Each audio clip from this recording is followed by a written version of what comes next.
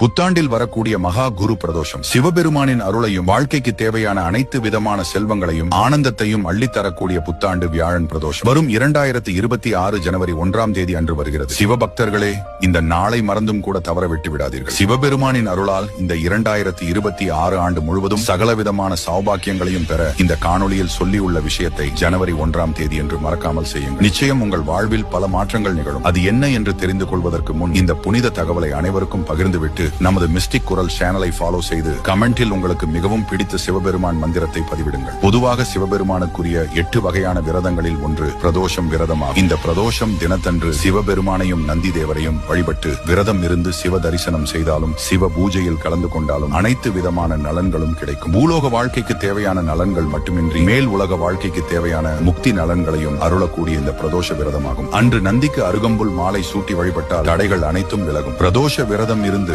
சிவபெருமான் நந்தியை வழிபடும் போது நமச்சிவாய வாழ்கநாதன் தாழ் வாழ்க என சிவபுராணம் படிப்பது அவசியம். யாரை பற்றியும் குற்றம் குறை சொல்லி பேச வேண்டாம். எதிர்மறை எண்ணங்களை வெளிப்படுத்த வேண்டாம். சிவனின் நாமத்தை மட்டும் உச்சரியுங்கள். நந்தியை மறைத்துக் கொண்டு சிவபெருமானை வணங்காதீர்கள். நந்தியின் கொம்புகளுக்கு இடையே சிவ தரிசனம் பாருங்கள். உங்களுக்கு இந்த காணொளி பயனுள்ளதாக இருக்கும் என்று நம்புகிறேன். இந்த புனித தகவலை அனைவருக்கும் பகிருங்கள். நல்லது எல்லோருக்கும் பரவட்டும்.